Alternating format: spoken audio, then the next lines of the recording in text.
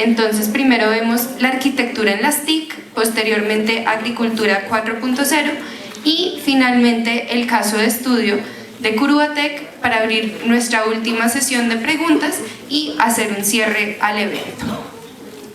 Por la reactivación del país 2022, haciendo énfasis en el área estratégica de bioeconomía.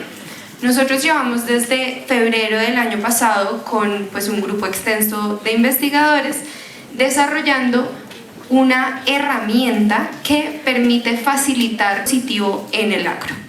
Entonces, como parte de este proyecto, lo que estamos haciendo es un proceso de transferencia de conocimiento y de tecnología, con el fin de que ustedes también puedan aprovechar toda la investigación y todo el desarrollo que hemos venido haciendo para que puedan mirar nuevas alternativas de lo que se puede hacer en el sector agropecuario. César Aponte hará toda la parte inicial de la agricultura.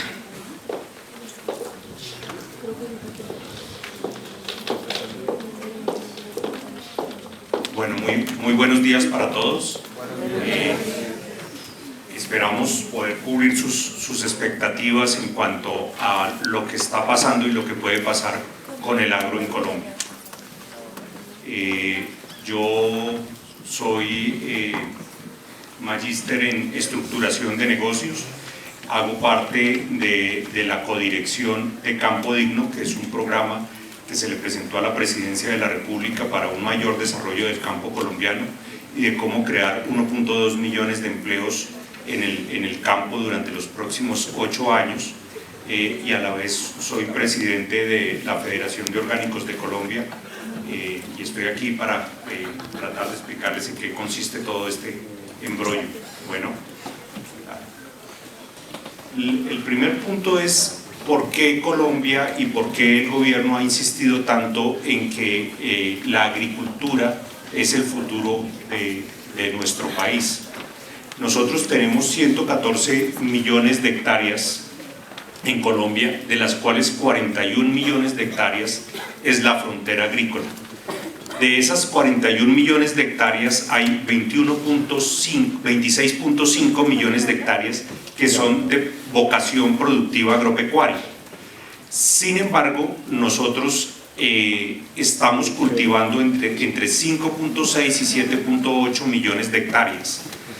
Y a partir de hace 7 años, con la reforma rural integral y con el proceso de paz, el primer punto de acuerdo de la reforma habla de incrementar en 10 millones de hectáreas el área productiva de Colombia. Habla de que hay que escriturarle a los campesinos 3 millones de hectáreas y que hay que legalizar 7 millones de hectáreas adicionales. Es decir, tenemos que multiplicar por 142% el área productiva actual del país. La siguiente, por favor. Eso quiere decir que en Colombia necesitamos o tenemos una producción de alrededor de 35.4 millones de toneladas de alimentos. Hay un 39% de desperdicio del producto en el campo, y hay un 61% de la producción que cosechamos. De ese 61% de producción, el 70% llega a la central mayorista de Corabastos y el 30% a las otras centrales de abastecimiento del país. En esas centrales hay un desperdicio nuevamente del 21% y se comercializa cerca del 79%. La demanda nacional es de 37.5 millones de toneladas, por eso digamos que nosotros tenemos que importar entre 10 y 12 millones de toneladas y estamos exportando alrededor de 4 millones de toneladas. Como les decía, con la reforma rural integral, la producción agropecuaria se debería linealmente subir a un 142%. Es decir, pasar a 76.47 millones de toneladas. La siguiente, por favor. Como les comentaba antes, el desperdicio en Colombia es muy alto, el 60.3% tenemos en total, tenemos el 34% de desperdicios que son iguales a poder alimentar a todo Bogotá durante todo el año completamente gratis, si reducimos el desperdicio. Una de esas pérdidas es en la parte de producción, post cosecha y almacenamiento, y el 85.3% son desperdicios en frutas, verduras y tubérculos, es decir, los alimentos que usamos en la canasta básica. La siguiente. Mientras tanto, la FAO, la Organización Mundial de Alimentos, dice que Colombia es una de las 5 potencias mundiales llamadas a alimentar el mundo. Es decir, hoy con 8.000 millones de seres humanos sobre la Tierra, tienen una comercialización de alimentos de 1.7 trillones solo en los alimentos que se exportan, y Colombia tiene una participación en el mercado del 0.053%, es decir, menos del 0.1%, menos del 0.1%, sí. Que si uno dice, ¿cómo la FAO dice que somos la 5ª potencia mundial y nosotros no tenemos menos del 0.1%? Es porque hay un desequilibrio. Deberíamos tener entre el 10 y el 15% de participación del mercado mundial. Y tenemos países que importan productos muy cerquita. Venezuela importa 2.4 billones de dólares al año, Estados Unidos 175.8 billones, Canadá 89.4 billones, Brasil 11.7 billones, el Reino Unido 66.9 y la Comunidad Económica Europea, que son los mayores importadores, 353.7 billones de dólares al año en productos agroalimentarios. Es decir, hay todo un horizonte en el mundo, sin hablar del mercado chino y sin hablar de todo el mercado asiático y el mercado del Golfo Pérsico, que nosotros podríamos estar alimentando y que no lo estamos haciendo. La siguiente, por favor. Entonces, lo primero que nosotros nos preguntamos es, ¿qué quiere el mundo? ¿Qué está comprando hoy el mundo? Esto es un estudio de la Asociación Mundial de Mercados Mayoristas, en que entrevistaron a 117.000 personas en todo el mundo, en 3 continentes, y revisaron 40 millones de transacciones para mirar qué está comiendo hoy el mundo. Y encontraron estos 8 puntos que parecen muy sencillos, pero que son el resumen de todo ese estudio que duró varios años. Llegaron a la conclusión de que cada día tenemos mayor población, que cada día la población es más adulta, que cada día la población es más saludable y que la población cada día quiere comer más cerca de casa. A la vez, encontraron que las familias cada vez son más pequeñas, que cada vez somos más solitarios, pero que cada vez hay mayor poder adquisitivo, menor tiempo y hay mayor accesibilidad a procesos tecnológicos. ¿Eso a qué conclusión nos lleva? Nosotros en Colombia seguimos tratando de producir naranjas para vender naranjas. Hoy en día en Silicon Valley los científicos y los técnicos de computación ya ni siquiera se paran de sus escritorios, sino que les llegan unos botecitos con el alimento, les estudian la sangre y le dicen, ustedes necesitan tanto de proteína, tantos minerales, tanto de hierro, tanto, y les balancean las bebidas y las comidas para que ni siquiera se tengan que parar del escritorio, sino que consuman ese tipo de productos. Evidentemente muy lejos de un churrasco, evidentemente muy lejos de comidas mucho más agradables, pero es lo que hoy está consumiendo el mundo, cada vez más parecido a lo que están consumiendo los astronautas. Entonces, esto nos lleva a una conclusión muy sencilla. Tenemos que producir productos de calidad exclusiva, de fácil y rápida disposición, con mayor disposición mayor información en los empaques, con porciones mucho más pequeñas, sin importar su costo. Esto es muy importante porque esto quiere decir que hoy el consumidor está dispuesto a pagar más por los productos y nosotros no se los estamos ofreciendo. Cuando uno va a un mercado internacional a ofrecer productos colombianos, le dicen, no, maravilloso, necesito 20 contenedores mensuales de uchuva, de gulupa, de jugo, de borojo, de cualquiera de estos productos, pero necesitan unos volúmenes que hoy no estamos siendo capaces de producir. La siguiente, por favor. Es necesario entrar en unos sistemas holísticos que vean el campo como un todo y que tengan procesos de economía circular. Entonces, que por un lado tengamos las semillas, pero que esas semillas nos puedan producir productos del agro y poderlos transformar en productos pecuarios y siempre darle un valor agregado a ese producto. Holanda, por ejemplo, dicen: nosotros importamos maíz y exportamos quesos. ¿Cuánto vale el kilo de maíz? 1.400, 1.500 pesos. ¿Cuánto vale un kilo de queso? 70.000, 80.000 pesos. Ese diferencial se lo está quedando el mercado holandés, y eso hace que los holandeses hoy, siendo un país más pequeño que Cundinamarca, sea el segundo país exportador de productos agropecuarios con 90.000 millones de dólares al año. Es decir, si se acuerdan la cifra que teníamos de los 9.000 que exportamos, 0.9 que exportamos nosotros contra los 90.000 que exporta Holanda, siendo del tamaño de Cundinamarca, creo que tenemos posibilidades de mejora. Y también es muy importante en estas economías circulares mirar qué hacemos con esos residuos, cómo podemos aprovechar esos residuos y cómo podemos generar nuevos insumos y hacer que tengamos una agricultura cíclica. La siguiente, por favor. El país empezó a mirar algunos modelos de ordenamiento desde hace algunos años y básicamente usó dos tecnologías. Una, la tecnología del lugar central, y es cómo están las ciudades, y en las ciudades están los barrios, y empiezan a ver cada vez unas células más pequeñas y empiezan a hablar a partir de tres principios básicos: las necesidades del mercado, el tráfico y la administración.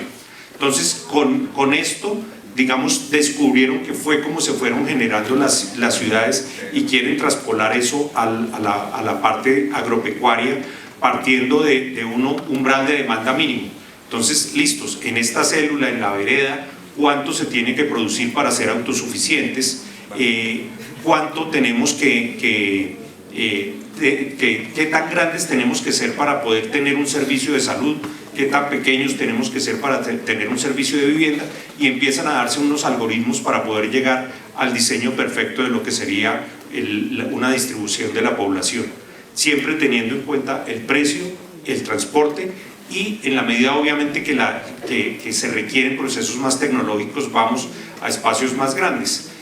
Cuando vamos a la salud, pues nadie se imagina un escáner en una vereda en un municipio de 5.000 habitantes. Entonces tienen que desplazarse hacia concentraciones de 1.000.000, 2 millones, 20 millones de habitantes para que un escáner de esos le dé la posibilidad a toda la población. La siguiente.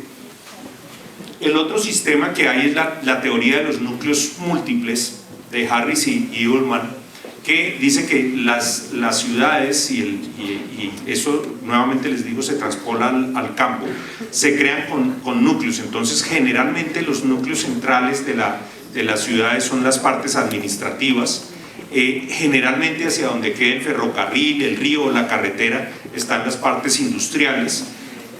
Pegado a las partes industriales siempre se desarrolla la vivienda de los trabajadores, pegado a la parte de administración se desarrolla la vivienda de los empleados, y cuando la ciudad empieza a crecer, empiezan a aparecer otros centros como los centros financieros, y empiezan a aparecer viviendas mucho más lujosas que buscan mejores vistas, mejor paisaje, mejores condiciones ambientales. Entonces, este sistema de desarrollo parte de principios de la actividad, de principios de los servicios y del costo de la generación de esos servicios. La siguiente, por favor. El gobierno trata de hacer exactamente ese mismo sistema con toda la nación. Entonces vienen planes a nivel mundial como hoy los objetivos de desarrollo sostenible, vienen planes de nivel nacional como son los planes nacionales de desarrollo. Este plan nacional de desarrollo tiene una novedad muy grande. Por primera vez el rector de los planes de desarrollo es el agua. El plan de desarrollo dice: lo primero que nosotros tenemos que pensar es en el agua, y de acuerdo a donde esté el agua podemos empezar a desarrollar el territorio. Es decir, que si por decir algo, Bogotá no tuviese suficiente cantidad de agua, el plan de desarrollo diría, venga, hay que pasar una nueva Bogotá a una zona donde tengamos mejores distribuciones de agua. Es tan fuerte la legislación en eso que eso podría llegar a pasar. Después de esos planes nacionales vienen las regiones administrativas, las regiones de administración y planeación, que son las RAP, que son la unión de varios departamentos, y no necesariamente varios departamentos, también puede haber varios municipios. En el caso de la RAP central, que es la que a nosotros nos corresponde, tiene los departamentos de Cundinamarca, Boyacá, Meta, Huila y Tolima y la ciudad de Bogotá. Después de esos planes regionales vienen los planes departamentales, entonces cada departamento tiene que generar sus planes de desarrollo departamental y vienen unas regiones que se llaman provincias y hacen los planes provinciales, que son las provincias administrativas de planeación. Y después, por la escala más pequeña, son los planes de desarrollo municipal. Todos deben ir articulados y todos deben ir con el Plan Nacional de Desarrollo, porque es el que nos indica para dónde debe ir el país. En la parte agropecuaria, el sistema se basa en la Ley 1876 del 2017, que crea el Sistema Nacional de Innovación Agropecuaria.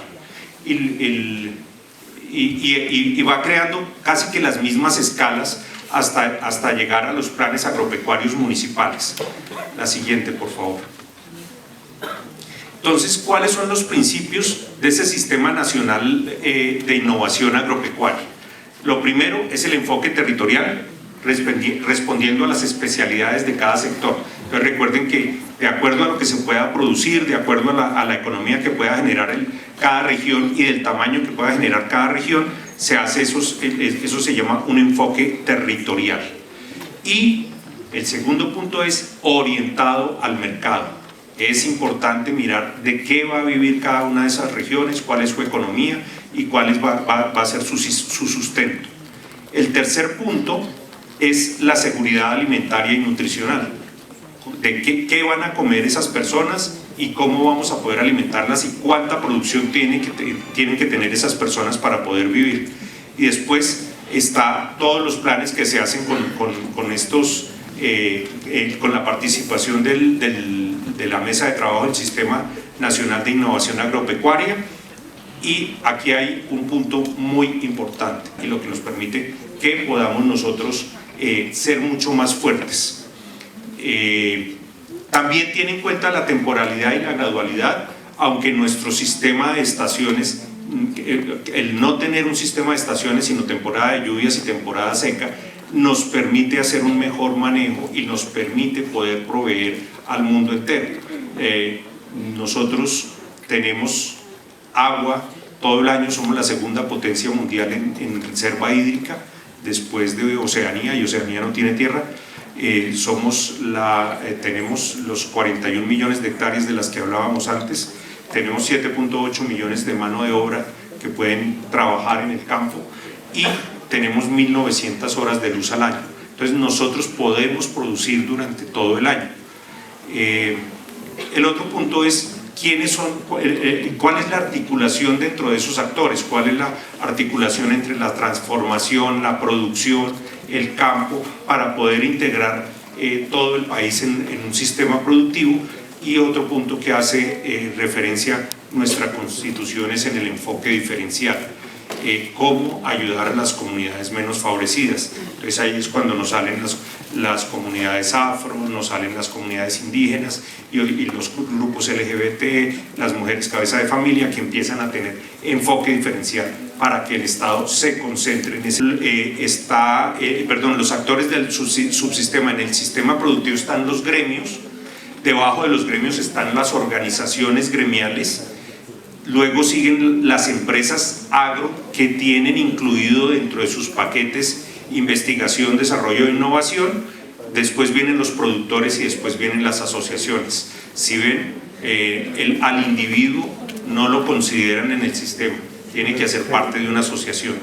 Y el gobierno parte en esta parte del subsistema de investigación del Ministerio de Ciencia y Tecnología, del Departamento Nacional de Planeación, del Ministerio de Agricultura, del ICA y entidades como la Sociedad de Agricultores de Colombia. Y hay otras entidades como Agrosavia, el PCTIA, que son los paquetes científicos y tecnológicos de innovación agropecuarias, y los centros nacionales de investigación que ayudan a que todo gire hacia el progreso agropecuario. La siguiente. Entonces, esa estructura del Sistema Nacional de Innovación tiene tres subsistemas: un subsistema de investigación, desarrollo e innovación, un subsistema de extensión agropecuaria y un subsistema de formación. Entonces, lo que buscan es que estos tres sistemas trabajen mancomunadamente por el desarrollo agropecuario del país. La siguiente. ¿Cómo se articulan todos esos subsistemas y todos esos grupos? Empieza en el Plan Estratégico de Ciencia, Tecnología e Innovación, que lo dirigen a nivel de los ministerios, el Ministerio de Agricultura, el Ministerio de Ciencia y Tecnología y el ICA. Después vienen, como les decía, los planes regionales y los planes municipales, y por último está la población sujeta a beneficios en las minorías. Entonces aquí está el Programa Nacional de Sustitución de Cultivos de Uso Ilícito, los planes de desarrollo con enfoque territorial, y todos los otros planes sectoriales que permiten fortalecer ese sistema. La siguiente. Entonces, ¿cómo hace un individuo para pertenecer para entrar dentro del sistema? ¿Cómo hace un campesino para entrar en el sistema? Solicita en la alcaldía la inclusión en el listado, en el registro. El municipio está en la obligación de hacer ese registro y de actualizarlo en los 3 primeros meses de cada año y rendirle informes al departamento. El departamento organiza los planes y le pasa la información al Ministerio de Agricultura. El Ministerio de Agricultura a su vez le pasa la información a la Agencia de Desarrollo Rural y dispone de los recursos y las herramientas para que todo el sistema funcione. Siguiente. Entonces, tenemos los 3 subsistemas: el subsistema de extensión agropecuaria, el subsistema de investigación y el sistema de innovación territorial, que empiezan a desarrollarse en los planes de desarrollo con enfoque territorial y los planes de desarrollo agropecuario, y las entidades del gobierno con las cuales se puede contar para el desarrollo de esos planes. La siguiente. Este es un ejemplo de cómo se aplica ese sistema o todo esa terminología para que el país se desarrolle con mejores posibilidades. Este es el sistema organizacional que tiene Fedepalma. Entonces Fedepalma distribuyó en el país 76 plantas de transformación, 15 en la zona norte, 30 en la zona central, 22 en la zona oriental y 9 plantas en la zona occidental, y las nucleó. Entonces hay centros de formadores, hay centros de extensionistas agropecuarios, y le llega a las asociaciones y tiene alianzas con otras entidades y con otros productores para poder en este momento atender 337.000 hectáreas, generar 42.000 empleos directos, y lo que es más importante, con este sistema organizativo logró reducir el costo de la producción de palma en un 40%. Como ven, todo parte de tener una estrategia, un sistema táctico y un sistema operativo para que esto funcione. La siguiente. Entonces, como veíamos, nosotros tenemos los recursos que son la luz, la tierra, el hombre y el agua. Tenemos una estructura que fue la misma que sacó a Holanda de la crisis de la enfermedad holandesa. ¿Saben qué es ese concepto de la enfermedad holandesa? ¿Ni qué hizo Holanda? Ok. Resulta que Holanda por allá en los años 60 y 70 empezó a extraer mucho gas y petróleo, y se volvió un país supremamente rico. Como era un país supremamente rico, la gente empezó a no hacer nada. parecido a unos vecinos que nosotros tenemos.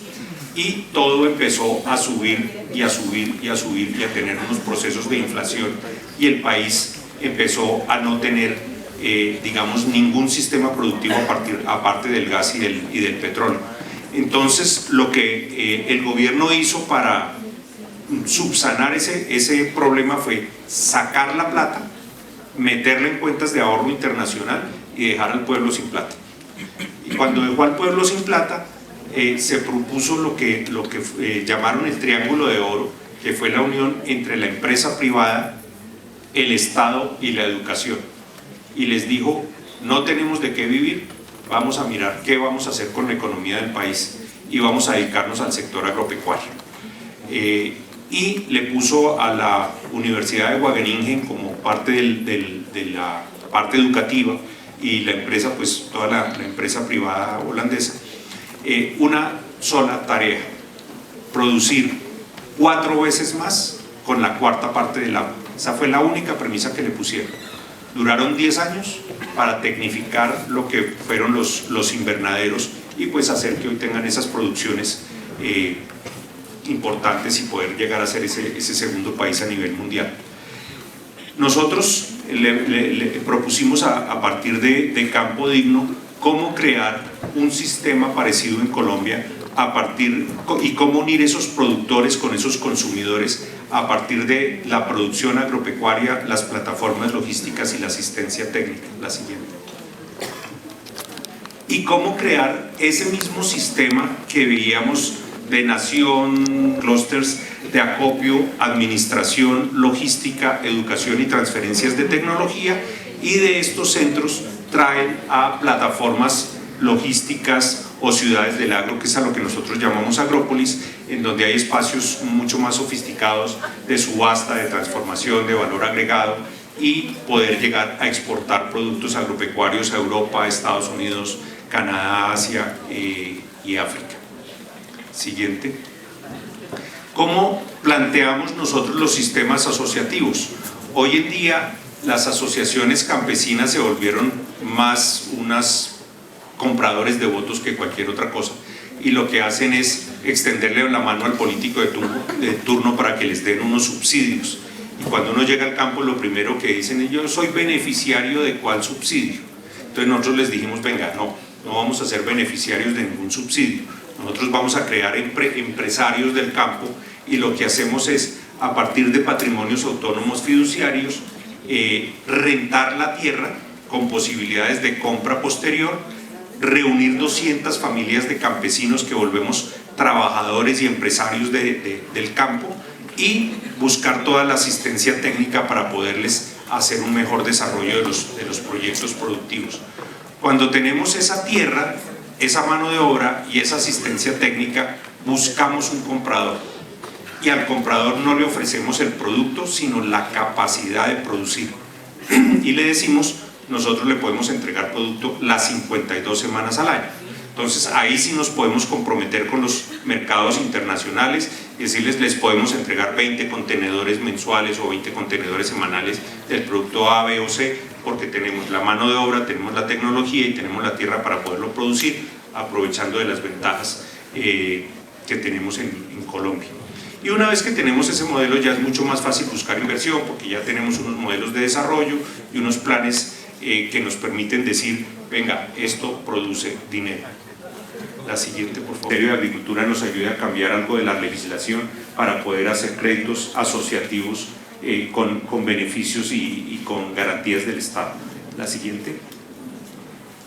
Esto nos permite desarrollar proyectos que sean sostenibles, sustentables y rentables, es decir, que sean proyectos de triple impacto y que a la vez protejan el planeta, porque siempre pensamos en la parte ambiental, no tocamos la parte del cambio climático, porque pues es algo que ya sí o sí tiene que ir, es como nadie dice respiren, o sea, el cambio climático es lo mismo, tenemos que ya estar conscientes de que existe y que tenemos que mirar cómo lo manejamos.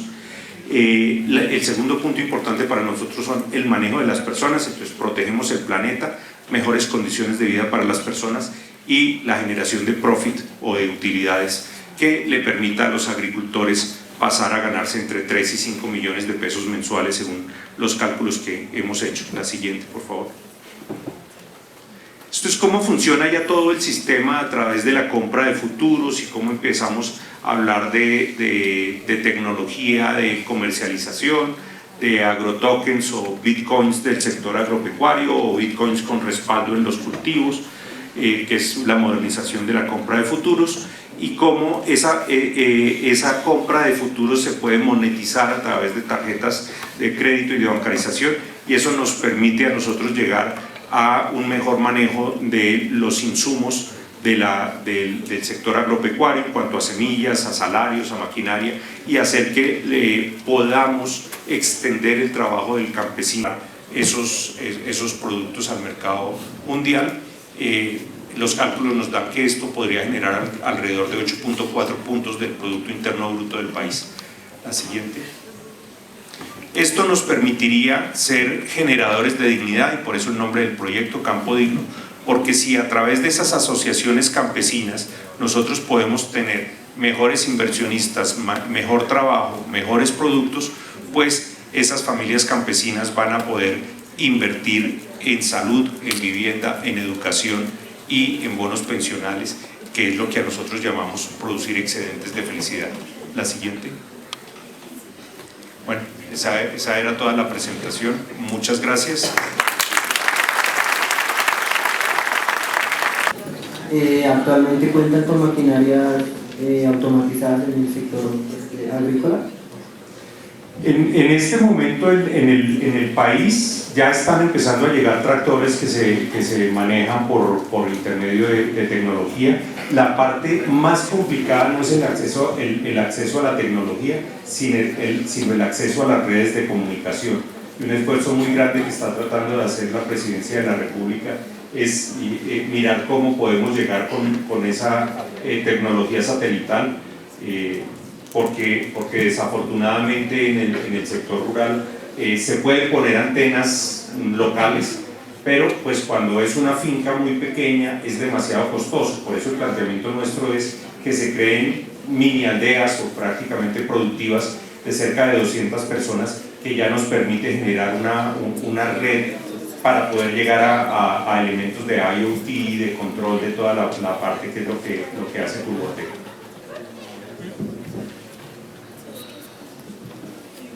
¿Más preguntas?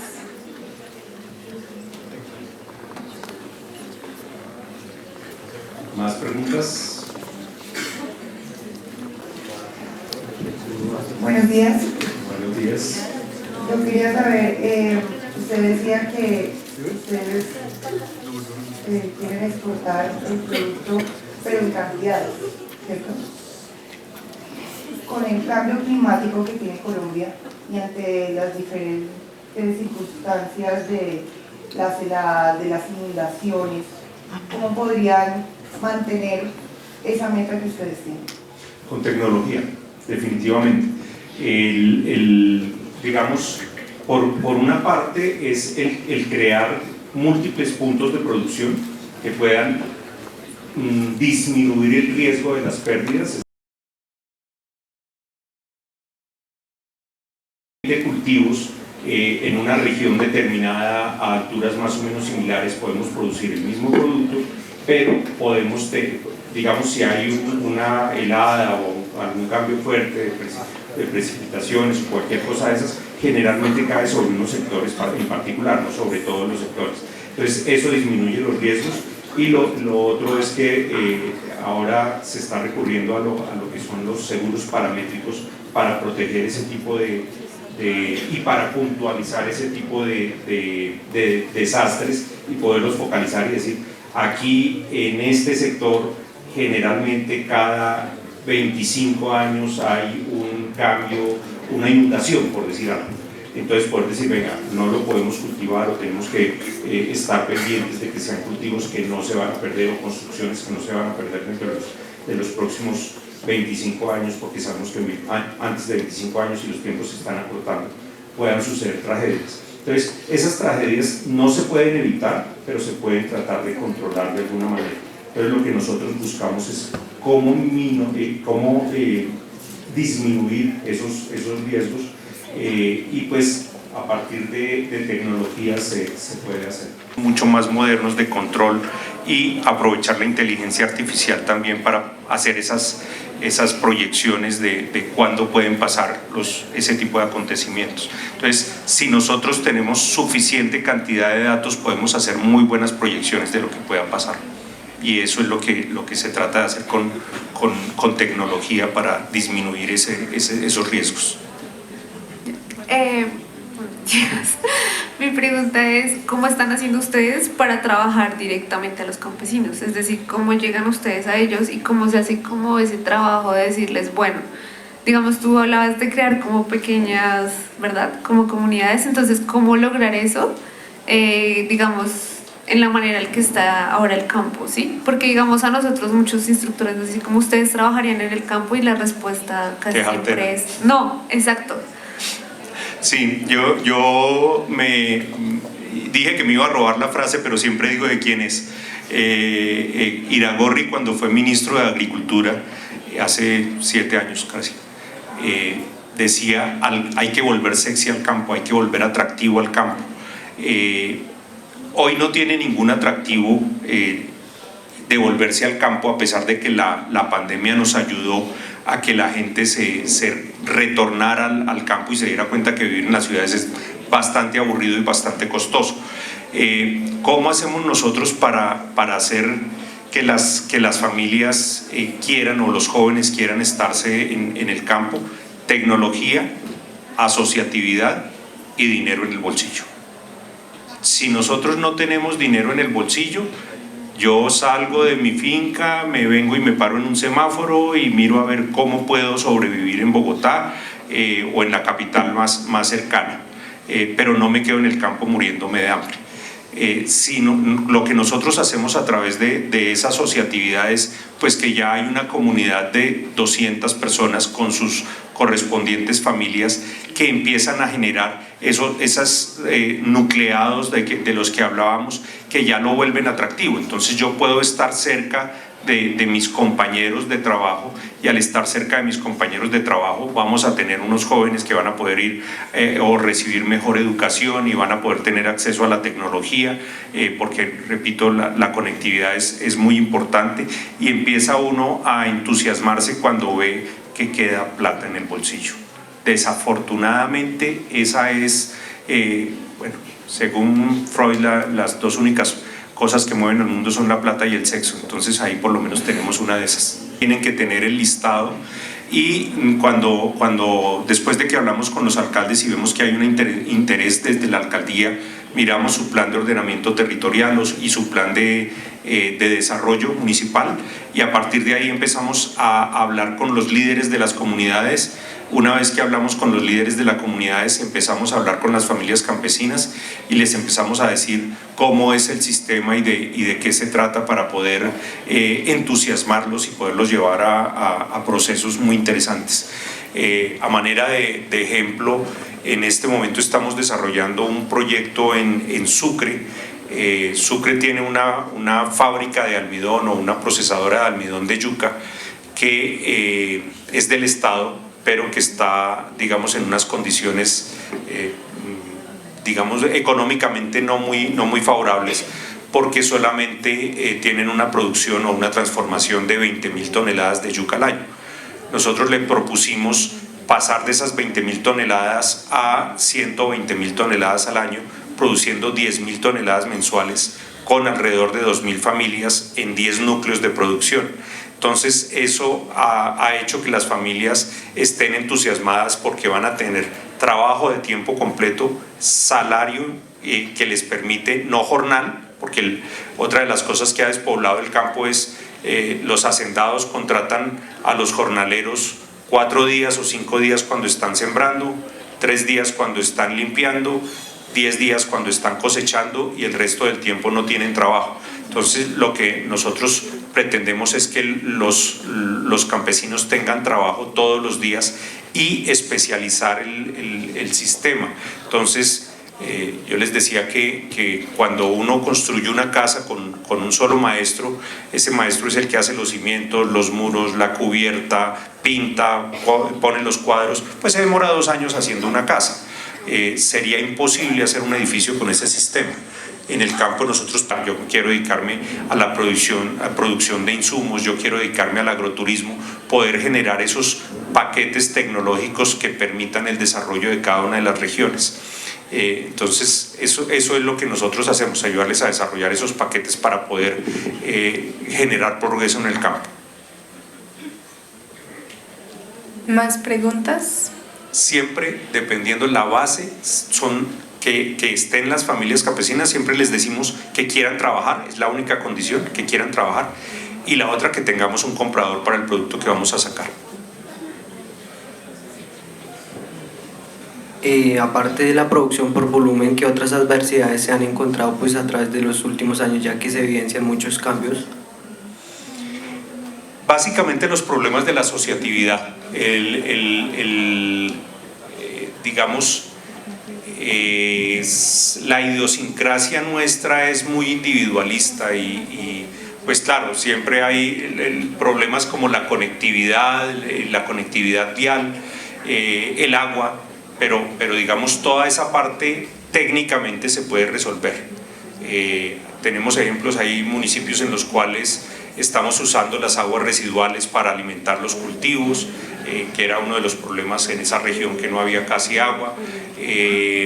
Estamos usando diferentes sistemas de cultivos para poder distancias entre los árboles y riegos de diferentes métodos, pero la parte más complicada es el ser humano, es hacer que el ser humano entienda cómo se trabaja en una colectividad y cómo la responsabilidad digamos común está por encima de la responsabilidad propia. Cuando uno aprende a trabajar en colectividad rinde mucho más, pero esa es la parte más difícil realmente. ¿Más preguntas? Problemáticas de los campesinos o que se han desanimado mucho a la hora de sembrar es porque a la hora de tener sus cultivos no tienen quien se los compre y en muchas ocasiones los tienen que desechar o regalar sus cosechas, que esto pues es muy triste porque es tiempo de trabajo, esfuerzo, bueno, demasiado sacrificio. ¿Cómo garantizarle a un campesino que cuando tenga su cosecha ya tenga un comprador y que no la vaya a perder? Esa es, digamos, dos formas importantes, dos formas de poderlo lograr. Uno, vender para cosechar. Si no tenemos producto vendido, no empezamos a sembrar. Prevé un nuevo sistema de plataformas logísticas alimentarias. ¿Qué pasa hoy con nuestras centrales de abastos, con Corabastos, que es la que conocemos todos y que es la que maneja el 70% de la producción del país? Los comerciantes de Corabastos no tienen espacios para la transformación, cuartos fríos, valor agregado de producto. Producto que llega hoy se tiene que vender hoy. Entonces, el comercializador de mora sabe que Bogotá consume 78 toneladas de mora al día. Si llegan 80 toneladas de mora, hay 2 toneladas que van directamente a la caneca de la basura, por eso el 34% de desperdicio. Si llegan 60, sabe que el precio se va a subir porque el consumo pide 78 toneladas.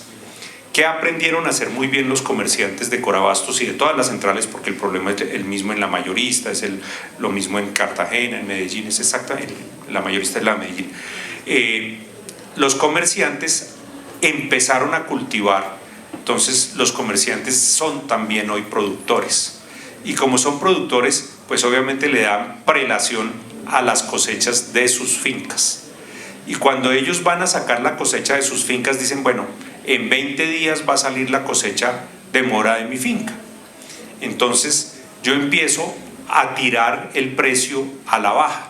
Como él es el mayor comprador, empieza a decir, hoy no compro mora, mañana la compro más barata le digo al campesino, al carro que llegó, le digo, mire, es que hoy llegó mucha mora y no se la puedo pagar a 1.800, sino se la pago a 1.500.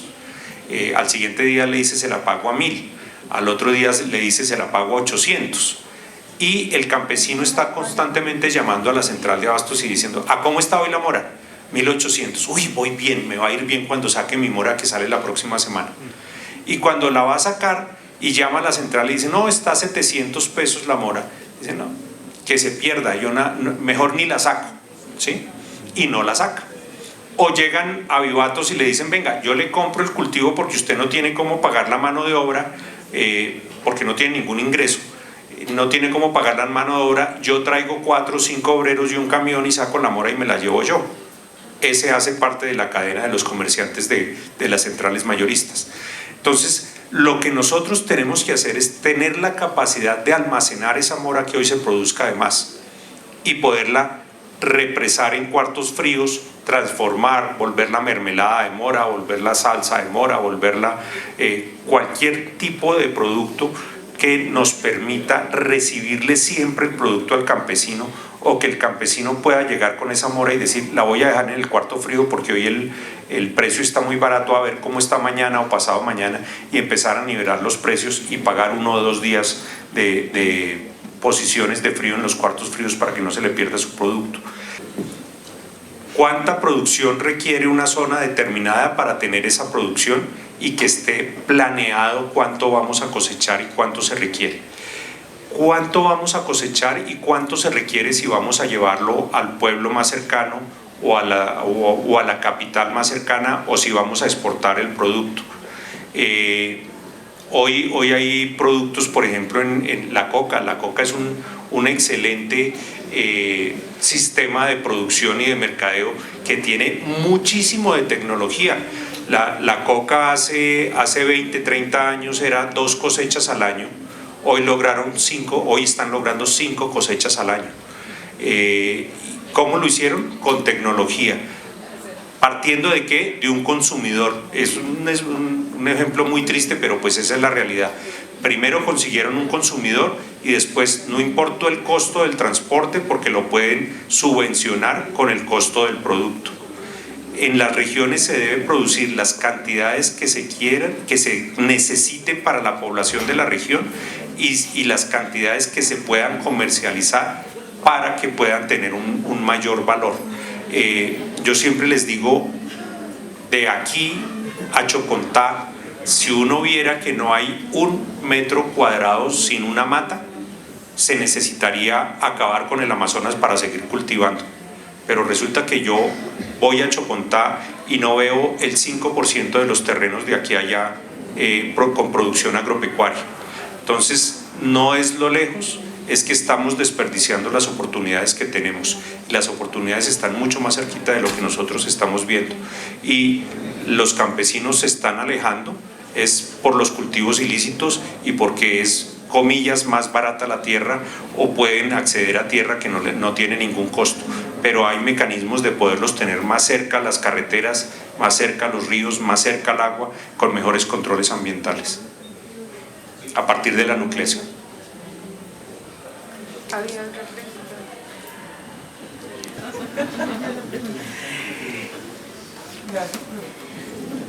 Yo quería saber qué otros beneficios van a obtener los campesinados para poder tener una mejor producción. Se sabe que las personas que están contentas con su trabajo trabajan de una mejor manera y sacan un mejor producto. Entonces quería saber qué otros incentivos se le da a todas esas personas. Nosotros hicimos unos ejercicios de asociatividad y producción agropecuaria en Soacha. Entonces se crearon varios equipos de microfútbol y competencia entre ellos, y partes lúdicas y partes de capacitación. Con esos incentivos que nos permite la asociatividad desarrollar, tenemos nosotros familias con lo que nosotros llamamos excedentes de felicidad.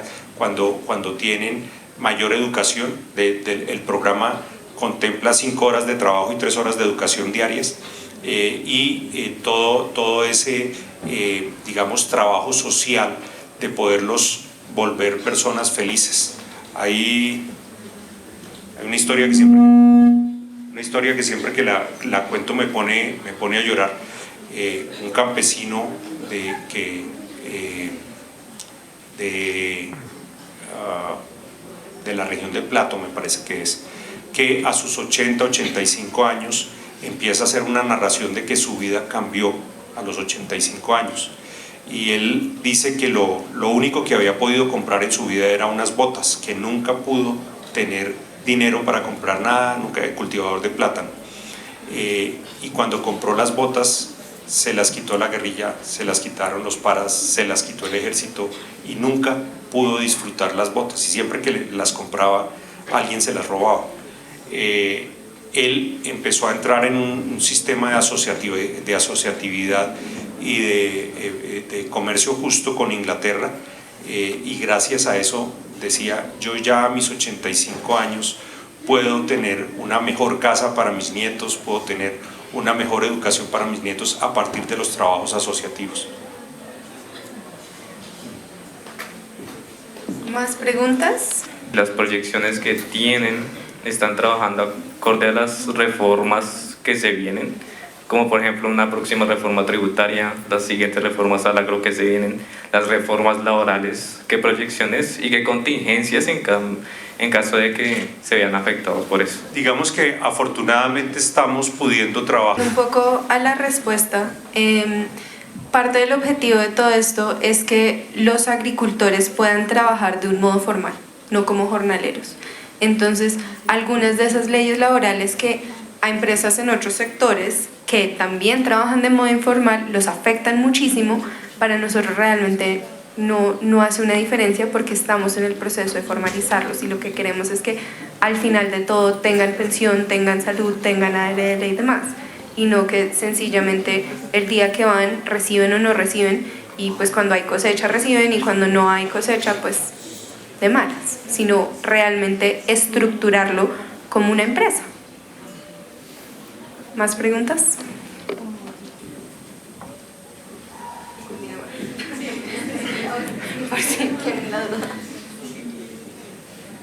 Agricultura 4.0, después de la arquitectura empresarial, para las agrotech, y finalmente vamos a ver el caso de estudio que es Curuatec.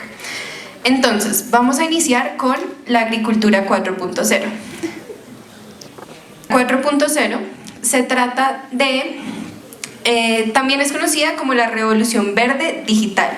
Representa la convergencia de tecnologías avanzadas en el sector agrícola para mejorar la eficiencia, sostenibilidad y productividad. Se trata de la aplicación estratégica de la digitalización, la automatización y la conectividad en todas las fases del proceso agrícola, desde la siembra hasta la cosecha, integrando de manera inteligente datos en tiempo real para optimizar la toma de decisiones. ¿Qué significa todo esto? Básicamente es el uso de los distintos tipos de tecnología que existen para el caso específico del agro a través de las distintas fases, desde arreglar la tierra hasta comercializar, con el fin de mejorar los procesos, de tal modo que vamos a beneficiar a todos los actores que hay dentro de la cadena, es decir, productores, técnicos, consumidores, compradores y demás. ¿Cuáles son las características principales? Hay 4 como esenciales. La primera viene siendo la automatización. ¿Qué significa esto o qué es esto? Son las máquinas o los equipos que nos permiten pasar de tareas 100% manuales a tareas que se van haciendo con la ayuda de la tecnología. Entonces ahí podemos pensar en robots o en drones. La segunda es la digitalización. ¿Qué es la digitalización? Pasar de un poco la lista que acabamos de pasar por todo lado a el código QR. Mirar cómo toda la información se condensa por medio de la tecnología, y a medida que hacemos esto podemos iterar con ella. ¿Y para qué queremos iterar con ella?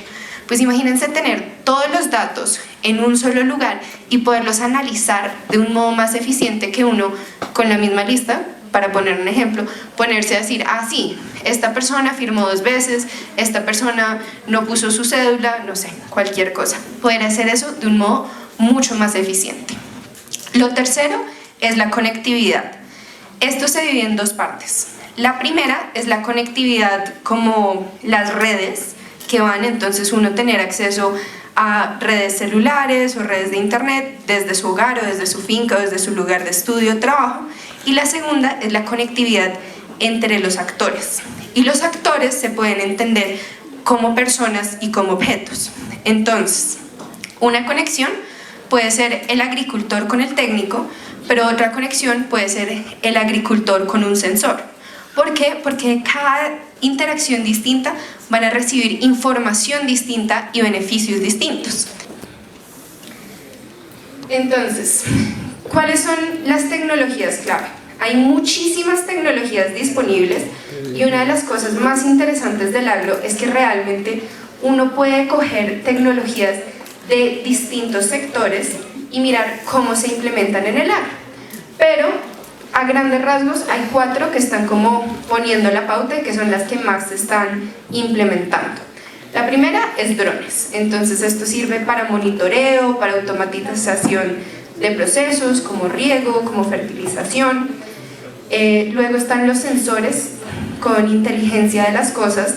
Estos sensores, como les decía anteriormente, por un lado nos van a permitir generar un mejor monitoreo de los cultivos y tomar unas mejores decisiones, y por otro lado también nos va a permitir procesos de automatización, porque muchos de estos sensores están conectados a otro tipo de elementos. El tercero es Big Data y análisis predictivo, es decir, a partir de toda esta información, montarla en la nube, tenerla en un solo lugar y que los mismos modelos, o sea, imagínense como un Excel, que el mismo Excel le diga a uno, oiga, ya es hora de abrir el riego, y el riego se abre solito y uno está ya descansando en su cama. Lo siguiente es la agricultura de precisión. ¿Qué pasa? Esta matica de acá necesita algo totalmente distinto a esta matica de acá. Entonces, a medida que podemos trabajar mata a mata y no cultivo entero, vamos a lograr unos resultados mucho mejores. ¿Ok? Dejen la mano levantada los que usen algo de tecnología en esos cultivos. Y deje de ver manos. Muy bien. Entonces, ¿qué pasa? Pues hay unos retos muy grandes, pero podemos resumirlos en estos 5 puntos clave. El primero es el acceso a la tecnología. Por un lado se trata de conectividad y por otro lado se trata de costos. ¿Qué pasa? Si a mí me dicen tienes que ir a comprar un dron, pero el dron cuesta 3 veces lo que me va a costar el cultivo y yo ni siquiera tengo para lo del desayuno, pues evidentemente el dron nunca va a ser una prioridad. Entonces, ¿qué toca empezar a mirar? Procesos como el que decía César, de la asociatividad, en el cual ya no compro el dron solo yo, sino con todos mis vecinos o con todos mis amigos, y no lo vamos rotando porque además probablemente no lo necesito yo todo el día. Lo segundo es la formación y la capacitación. Claro, ustedes son jóvenes y tienen un proceso de formación y capacitación, pero desafortunadamente en el agro, en su mayoría, la población está envejeciendo. Y probablemente ustedes los han visto con sus familiares. Les tienen miedo a un celular, les tienen miedo a un computador, porque es natural que el ser humano le tenga miedo a las cosas que no conocemos. Entonces, pues claro, si yo creo que este aparato me va a dejar sin trabajo, me va a dejar sin con qué vivir, pues no me va a sentir muy bien al respecto. Lo siguiente es la infraestructura de la conectividad. La mayoría de las fincas en Colombia no tienen conectividad. Entonces, poder implementar muchas de las cosas que están disponibles en el mercado, porque muchas las traemos de otros países, no nos van a funcionar. Mi celular tiene identificación de la cara. No, pero es que me van a robar mi identidad y después quién sabe qué van a hacer con eso. Claro, nuevamente, miedo a lo desconocido, miedo a qué van a hacer con mi información, miedo a qué va a pasar con todo esto. Y lo último es sencillamente una adaptación cultural. Entonces, nosotros tenemos que generar unos cambios en los cuales nos sentimos cómodos usando la tecnología y en los cuales vemos a la tecnología como una herramienta y como un amigo y no como un enemigo que nos va a robar los datos, dejar sin trabajo, además dañar los cultivos porque lo programé mal y demás.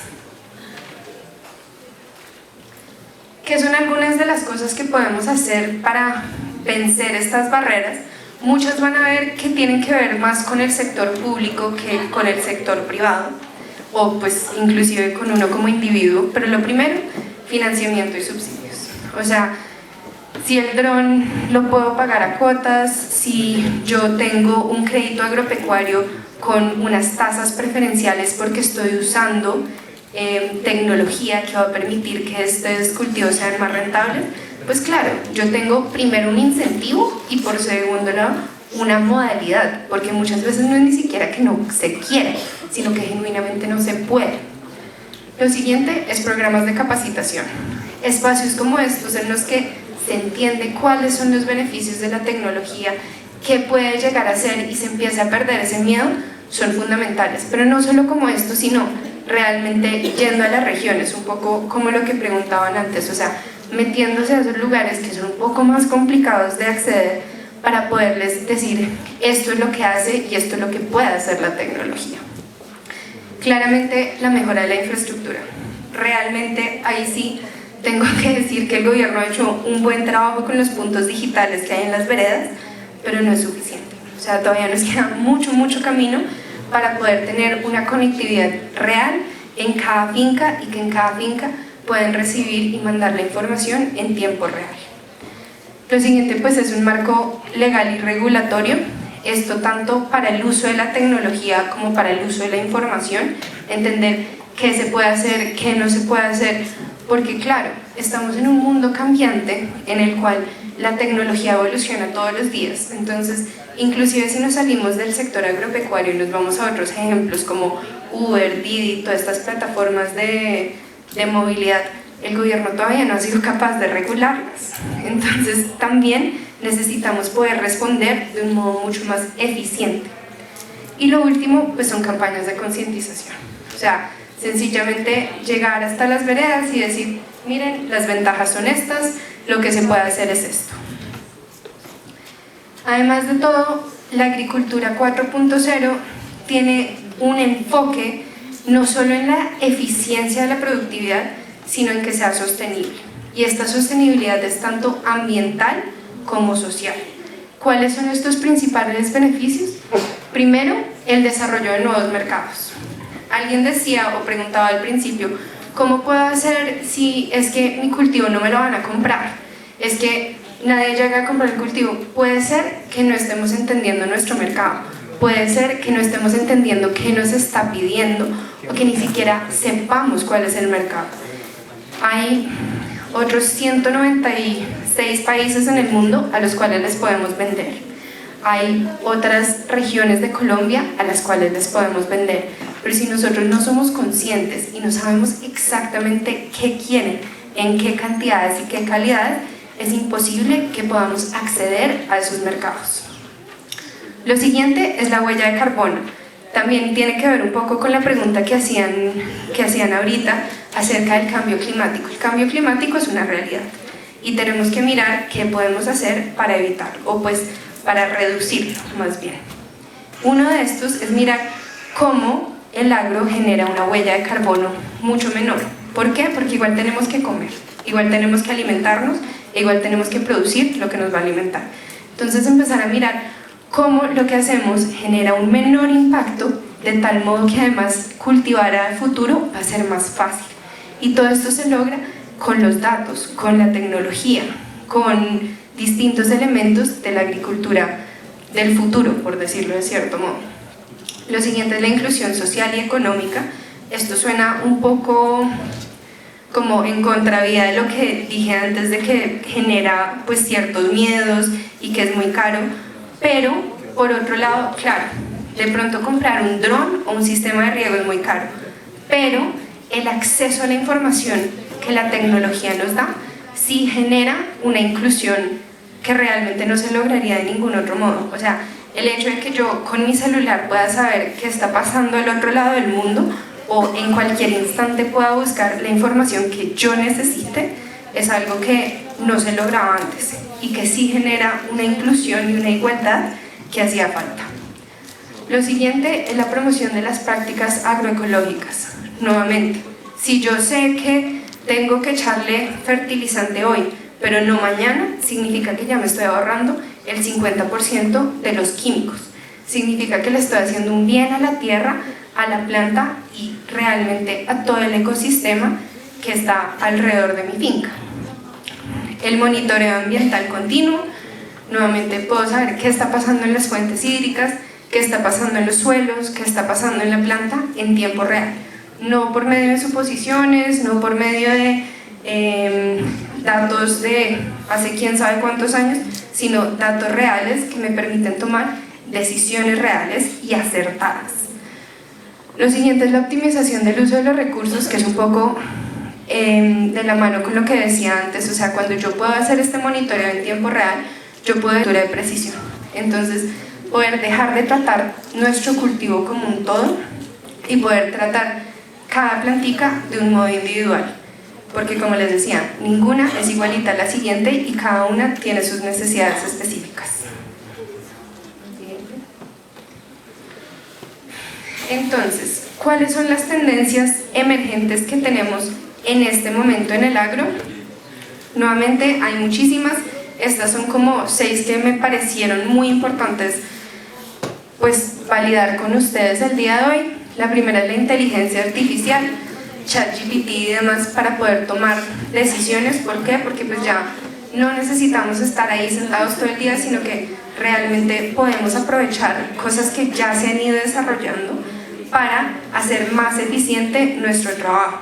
Y esto no solo es en cosas simples como, no sé, escribir un correo, sino puede ser saber cuándo hacer una aplicación, o puede ser hacer un informe al final del cultivo. Todo este tipo de cosas realmente se pueden automatizar y podemos además aprender con él. ¿Por qué? Porque muchas veces las cosas en el agro son recurrentes.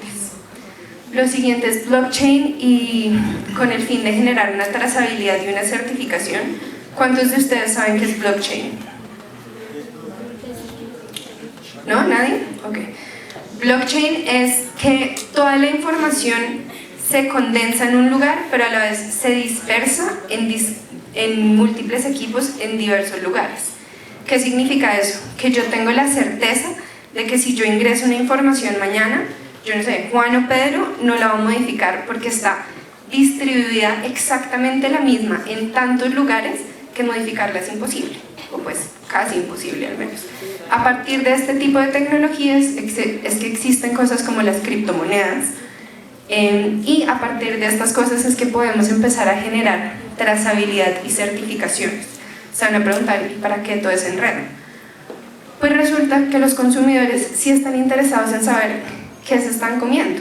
Entonces, claro, son unos consumidores muy específicos los que van a decir como yo necesito que sea orgánico o necesito que tenga un impacto social o ambiental, pero los que sí necesitan asegurarse de que no los están engañando, necesitan saber que efectivamente el cultivo pasó por X o Y proceso. Lo siguiente es la agricultura de precisión. Esta nuevamente puede ser desde una cosa tan sencilla como el riego por goteo a una cosa como imágenes satelitales. Las imágenes satelitales nos pueden permitir leer mapas de calor, nos pueden permitir monitorear todo un cultivo y tratarlo como una entidad aparte. Y es un poco como una foto, o sea, cuando tú amplías y amplías y amplías una foto, la foto se pixela. Uno puede irse al píxel más pequeño y va a ser mucho más eficiente que tratar la foto como un todo, pero ¿qué pasa? Pues es más trabajo.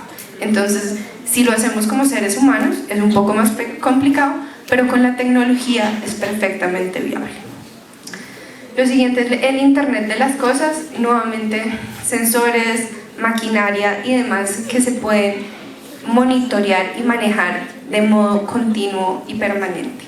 Entonces, cómo cada uno de estos equipos, cómo cada uno de estos elementos se conectan y todo el grupo de datos genera, valga la redundancia, un grupo de datos más grande, en el cual la distinta información que lo alimenta es lo que te permite tomar una decisión certera. ¿Por qué?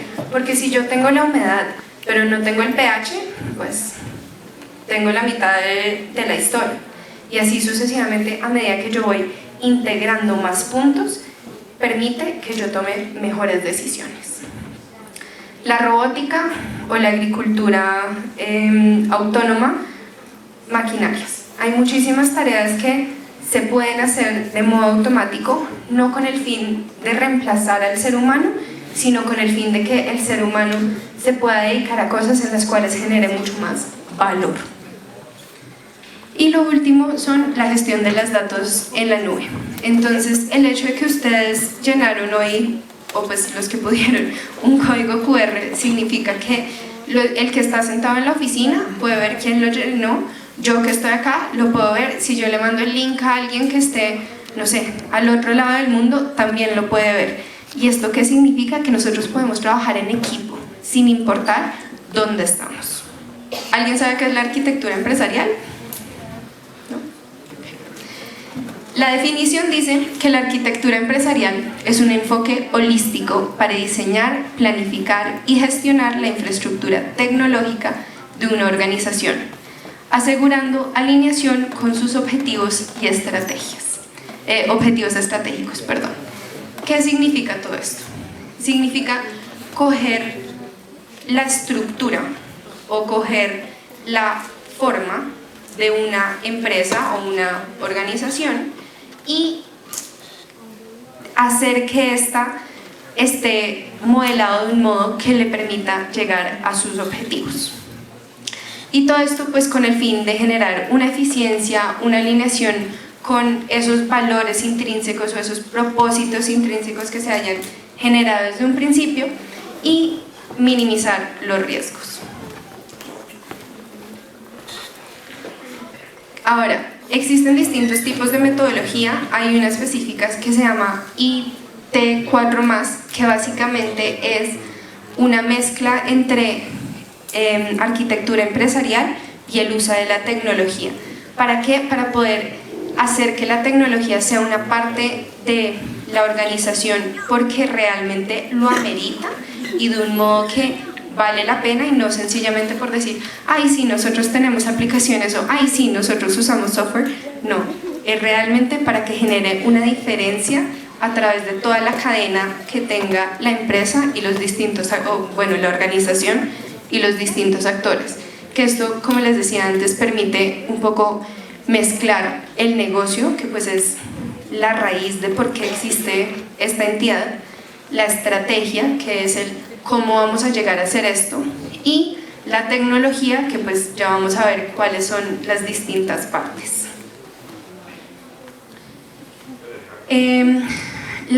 Esta metodología parte de 4 bases principales. La primera es la alineación estratégica. Esta alineación, como les decía, tiene que ver con entender las necesidades de la empresa y los beneficios de la tecnología, pero también la organización, perdón, y entender realmente cómo cada uno de los segmentos interactúa. Entonces, no sé, si fuera el caso del SENA, cómo los estudiantes interactúan con los aprendices, cómo los aprendices interactúan con los profesores, cómo interactúan con nosotros como externos y cómo cada una de estas interacciones va generando unos resultados, pero que todos queremos que vayan, digamos que sobre una misma línea que construya. Lo segundo es la flexibilidad y la adaptabilidad. Estamos en un mundo totalmente cambiante, que cada segundo hay algo nuevo. Entonces, si una entidad no es capaz de cambiar y de adaptarse a la realidad, se va a quedar congelada en el tiempo. Y del mismo modo, eso va con la siguiente parte, que es la gestión de cambios. Entonces, no es solo adaptarse porque sí, sino ver por qué nos hemos adaptado, cómo nos hemos adaptado, por qué se tomó esta decisión, y con eso en el futuro también podemos ver, esta decisión fue acertada, esta decisión nos permitió llegar a tal lugar. Y lo último es el valor del negocio. Entonces, nuevamente, entender qué es lo que este esta organización hace que sea esa organización y no la que está al lado. ¿Cómo funciona la metodología? A grandes rasgos hay 4 pasos. La primera es diagnóstico y planificación, en la cual se entiende el estado del arte. Este estado del arte es tanto del sector donde opera como de la organización misma. Entonces, nuevamente, en el caso del SENA, ver cómo funciona el SENA en sí mismo, pero también entender cómo funciona la educación en Colombia, por ejemplo. Lo siguiente es diseño de soluciones tecnológicas. Entonces, empezar a mirar cómo podemos crear distintas tecnologías que caben dentro de las distintas partes. Nuevamente pensando en que esto tenga un objetivo para hacer unas mejoras y no que sencillamente sea como, sí, es que pues todo el mundo tiene un celular. No, pues de pronto no es lo que se necesita. Lo siguiente es la implementación y la ejecución. Entonces, a partir del diagnóstico y la planificación y el diseño que se hizo, realmente ejecutarlo, volverlo realidad. Y lo último es una evaluación y una mejora continua. Entonces, asegurarse de que la tecnología que se eligió, la alternativa que se eligió es la adecuada, que el modo en el que se hizo es el adecuado. Y si no es el adecuado, no pasa absolutamente nada. Sencillamente se itera y se intenta de nuevo. El objetivo es aprender y, como les decía, poder ser flexibles y adaptarse a los cambios y los procesos. Lo siguiente es la arquitectura de los datos. Entonces, ¿cómo estamos manejando la información? ¿Qué información es la que tenemos? La siguiente es la de las aplicaciones. Entonces, ¿cuál es el software que estamos usando? Que esto puede ser, no sé, Excel, Word, o puede ser una súper específica para el caso. Y lo último ya es la tecnología como hardware o como infraestructura. Entonces, entender la conectividad, entender los dispositivos y entender cómo estos respaldan lo anterior. Entendiendo eso y esas 4 partes distintas de arquitectura, hay unas alineaciones claves que se tienen que generar para que funcione de un modo holístico. La primera es la coherencia operativa, es decir, que todo esté funcionando hacia un mismo objetivo y con unos mismos parámetros. No me sirve absolutamente nada que, no sé, los de una parte de la entidad estén trabajando para que los cultivos produzcan más, mientras que los otros me están trabajando para que los cultivos, no sé, produzcan en ciertas épocas. Lo que yo necesito es que todo el mundo diga como, ok, mi objetivo, o pues el objetivo que tenemos es este, y yo puedo aportar de este modo, yo puedo aportar de este modo, yo puedo aportar de este modo desde el sector donde vengo dentro de la entidad y uso la tecnología de este modo para poder lograrlo. Lo siguiente es la innovación continua. Entonces, poder utilizar las distintas tecnologías que salen cada día y estar un poco a la vanguardia para ver qué se puede usar para poder mejorar. Mejorar la toma de las decisiones. Entonces, a medida que somos más, tenemos más información, lo cual es bueno, pero también complica tomar una decisión. Si yo hoy, no sé, me levanto y quiero desayunar cereal, pues yo hoy me hago mi cereal y no pasa nada. Pero si yo invité a un montón de gente a desayunar a mi casa, pues tengo que empezar a pensar quién va a traer esto, quién va a hacer esto. Es exactamente lo mismo en una entidad. A medida que hayan más actores es más difícil, pero se pueden tomar mejores decisiones. Lo siguiente es la agilidad. Entonces, nuevamente, poderse adaptar a estos cambios, poderse adaptar a la realidad y poderse adaptar a los imprevistos. Y lo último es la optimización de los recursos. Entonces, esto es tanto que no haya un mayor desperdicio, no haya tanto desperdicio en los cultivos, por ejemplo en el agro, como que no se use una cantidad inadecuada de los químicos y de los otros recursos que se requiere para cultivar. Si nos vamos a el agro, ¿para qué estoy hablando de todo esto? O sea, empezamos hablando por el agro, pasamos por el agro 4.0 y ahora me metí en todo un tema de la arquitectura empresarial para las empresas de tecnología. Entonces, ¿qué beneficios puede esto realmente tener para el sector agropecuario? Por un lado, permite que los modelos de negocio, es decir, la definición del mercado, la definición del producto, la definición de la estrategia, sean mucho más claros y consistentes. Por otro lado, como les decía, la gestión de la información. Entonces, si yo como agricultora le paso mi información a un agrónomo, el agrónomo puede ayudarme a tomar unas decisiones que yo sola no las podría tomar, o de pronto no las tomaría del modo correcto. Lo siguiente es las aplicaciones. Entonces, listo, existe Word y existe Excel, pero también existen un montón de aplicaciones para el agro, desde lo que nos permite ver el clima y si va a llover o no va a llover hoy, a unas cosas muy específicas en uso de drones, monitoreo, trazabilidad, absolutamente de todo. Realmente solo basta como con indagar un poquito. Y lo último ya es la tecnología como el hardware, es decir, los artefactos. Entonces, un dron o un sensor son objetos tecnológicos, equipos tecnológicos que se crearon específicamente para la agricultura, para hacer que la toma de decisiones, que los procesos, que las labores sean mucho más eficientes y fáciles.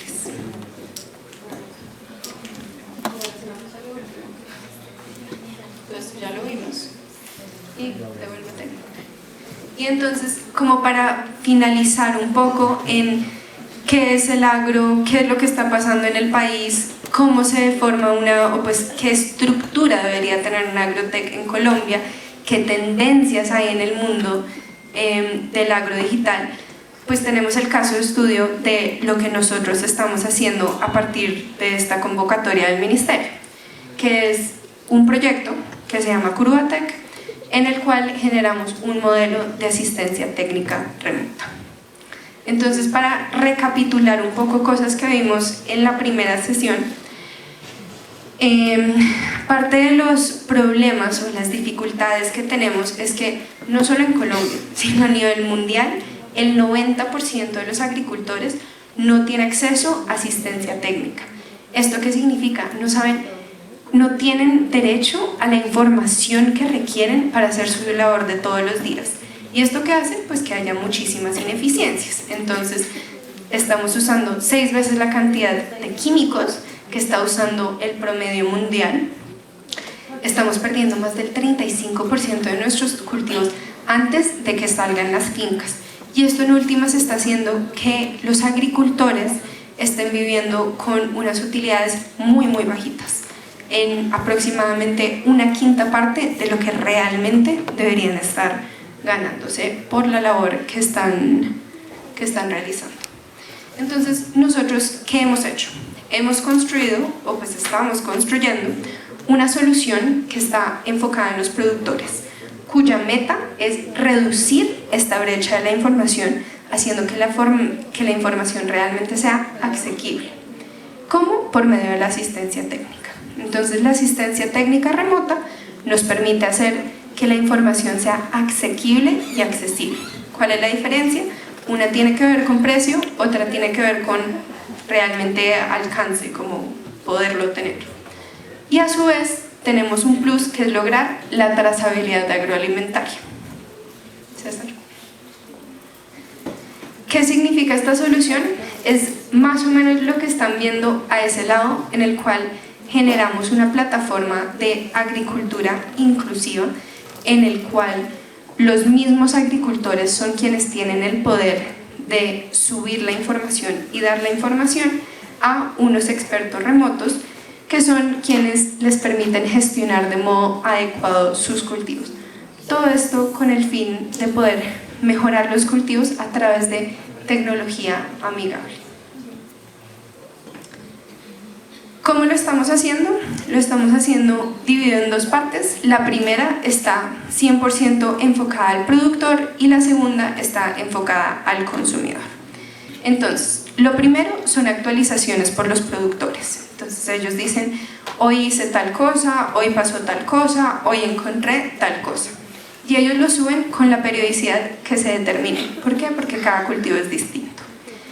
Toda esta información se los mandamos a los expertos. Estos expertos lo ven, lo analizan, toman determinaciones y les dan la asistencia cuando se requiera. ¿Qué pasa? Si a mí me suben una información de mi cultivo va bien, hice los ejercicios que estaban planteados, pues listo, súper bien, sigue con tu cultivo. Pero si yo empiezo a notar que algo raro pasó, ahí sí toca empezar a generar una interacción entre los agricultores y los agrónomos. Esto pasa muchas veces durante el ciclo del cultivo. Y al final lo que hacemos es que convertimos todos esos datos, toda esa información en una historia. Entonces, como les decía hace mucho, la tecnología nos permite agrupar toda la información y de cierto modo hacer lo que queramos con ella. Entonces, una de las modalidades es convertirlo en una historia, de tal modo que mañana podemos saber que estamos comiendo la guanábana que cultivó la señora Juliana en tal región de Colombia y que esa guanábana que estoy eligiendo es mucho mejor que la que está al lado porque pasó por estos procesos y que además al comprar esa guanábana le estoy ayudando a esa familia y a esa comunidad a salir adelante. ¿Qué es lo que hace que esta propuesta sea totalmente distinta e única a comparación de lo que hay en el mercado actualmente? La primera parte es que al ser un software es fácil y asequible. No requiere que me compre un dron o un sensor o otros elementos que tienen un costo muy elevado y además permite romper un poco esa barrera de entrada de el miedo a lo desconocido. Lo segundo es la asesoría oportuna. Cuando tú aprovechas la tecnología, puedes tener la información que necesitas cuando lo necesites, no cuando está disponible. Es decir, el agrónomo me va a decir a mí qué debo hacer en el momento que yo tengo el problema. No me dice, uy, no, yo no puedo ir hasta por ahí dentro de 15 días cuando ya mi cultivo murió, sino cuando yo realmente lo necesito. Lo siguiente es la mejora de la productividad. A nosotros no nos interesa tener un montón de agricultores que están inscritos, sino que sus cultivos mejoren. ¿Por qué? Porque pues si se inscribe un agricultor y su cultivo no mejora, no va a seguir usando la tecnología. Pero si su cultivo mejora, podemos empezar a generar unos impactos súper interesantes en la comunidad. ¿Por qué? Porque el ser humano es súper antojado. Entonces, si yo empiezo a hacer algo hoy y a mí me va bien, mi vecino, mi papá o cualquier persona que me conozca va a empezar a decir, uy, es que Paula empezó a hacer eso, de pronto yo debería empezar a hacerlo. Y con el ejemplo podemos empezar a generar un impacto en las comunidades que nos rodean. Y lo siguiente, pues es el crecimiento y la estabilidad. Evidentemente, si mis cultivos mejoran, voy a tener una estabilidad económica y voy a poder además mejorar mis condiciones de vida. Los desplazados están volviendo al campo. La guerra ha culminado, pero ahora hay otras barreras. La agricultura se congeló en el tiempo con técnicas obsoletas. Grandes pérdidas y bajos rendimientos han dejado al 70% de los agricultores en la pobreza. La solución es asistencia técnica. Trabajando con productores, descubrimos que la mayoría vive con menos de $57 al mes y una visita de un experto cuesta más de 150. La asistencia técnica es extremadamente costosa, excluyendo al 90% de los campesinos de un servicio imprescindible. Ahí es donde entramos nosotros. Yo soy Paula, la directora de Curuatec, la startup catapultando el agro. Combinando cloud computing, big data e inteligencia artificial, democratizamos la asistencia técnica y promovemos 7 objetivos de desarrollo sostenible, permitiendo a los agrónomos trabajar remoto. Reducimos las barreras de acceso, por lo cual tanto líderes de la industria como pequeños agricultores pueden conectarse con expertos y obtener asistencia técnica. Nuestra plataforma única hace posible una agricultura inclusiva, próspera, sostenible y ecológica. Los 3 componentes forman el futuro de agricultores, expertos y consumidores. Joana nos envía datos relevantes de sus cultivos a través de WhatsApp, superando las barreras de conectividad y uso.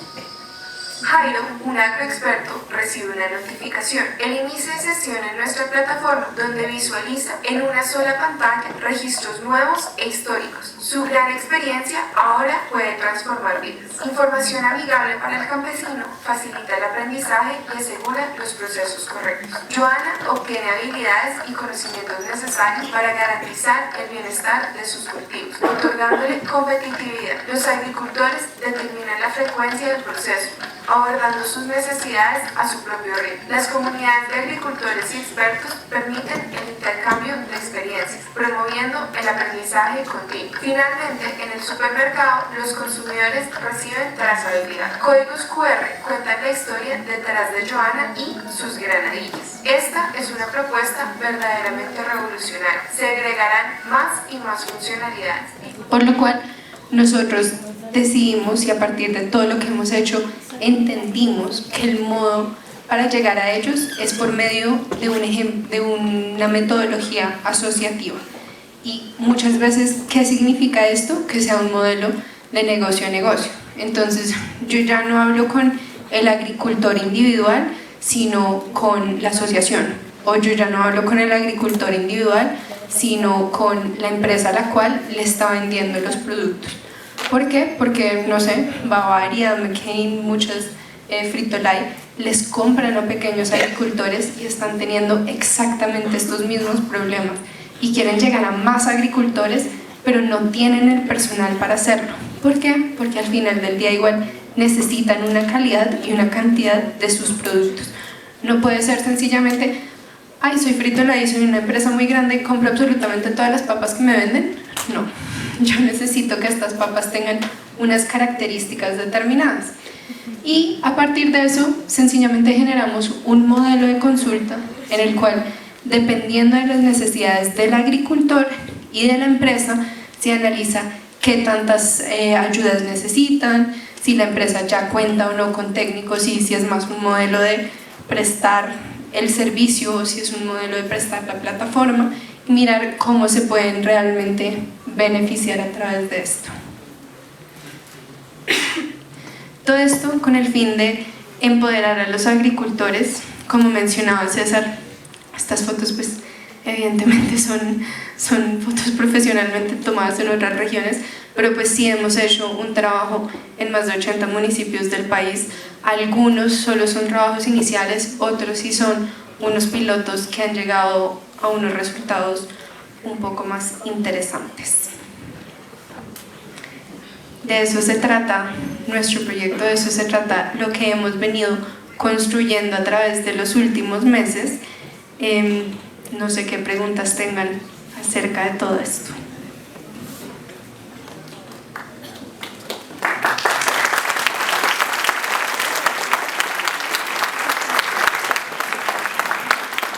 A otras posibilidades que hay veces por estar metidos en nuestro día a día no nos damos cuenta que igual existen. Y ya.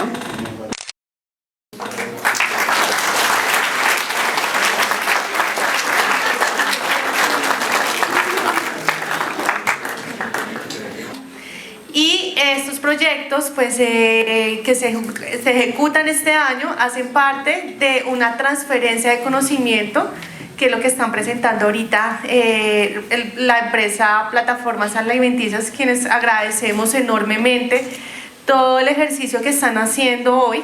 Esto hace parte de lo que se llama apropiación social del conocimiento. ¿Algunos saben qué es apropiación social del conocimiento o divulgación pública de la ciencia? ¿Lo han escuchado?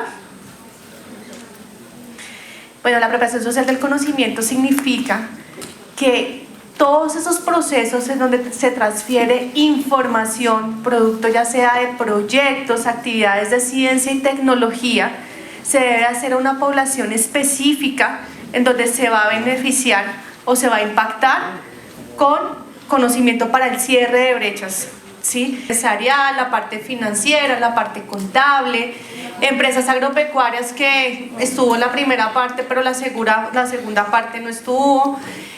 ¿Quién más está presente? Control de calidad de alimentos, si no estoy mal, procesos logísticos, talento humano, estuvieron en la segunda parte. Entonces agradecer mucho la asistencia.